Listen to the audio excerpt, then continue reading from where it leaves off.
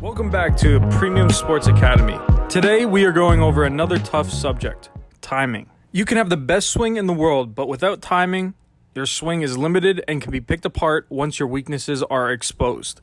Let's get right into it. The easiest way to understand timing is giving time for your brain to process the pitch and get your body into a hitting position relative to the speed of the ball and the type of pitch. Timing happens in two parts: the load, and then the stabilization or stiffening of your front leg. Right off the top, let me point out two very popular flaws that should be self-evaluated right away. The first loading flaw is your load cannot take your weight outside of your back foot. This will either cause your head to have way too much movement as you will be swinging and your head will still be moving forward to overcompensate, or you won't move your weight forward at all and will end up being stuck on your back foot in your stance. From the start, both of these problems will lead to many other problems as well. The second flaw is not having a stable or firm front leg once you start your swing. If your front leg does not stabilize, what will happen is your head will continue to move forward, making it extremely hard to hit consistently, and also your weight will be out front,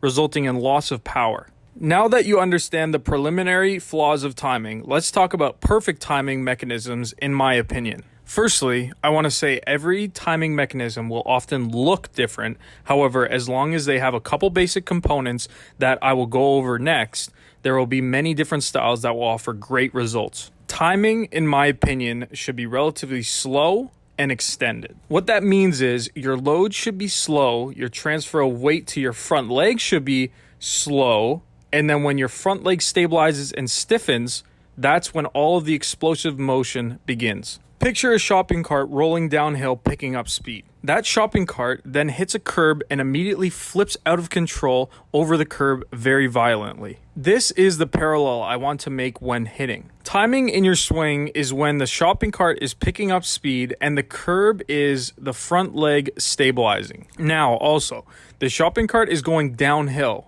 which should also be happening in your load with your front shoulder tilted down and a sense of falling happening towards the pitcher. A drill for this is to get in your stance, lift up your front foot, and lean forward into a wall. The only thing stopping you from falling forward is the wall. That is essentially your load. Now, think about it like this. When you take away the wall and you land on your front foot, it stiffens, and that's when you start your swing. This is a huge misconception when it comes to leg kicks. With the leg kick, you never, and I repeat never, should be able to stand straight up balanced. Once your leg is lifted, you need to be leaning towards the pitcher with your front shoulder down, reading the pitch, and ready to swing. Standing straight up with a leg kick does not create any momentum and will cause further problems. Lastly, what I'll touch on quick is no stride timing. No stride, without a doubt, 100% works to shorten your swing and more likely make contact. The one thing that I will say regarding no stride is that if you do not have good timing with no stride,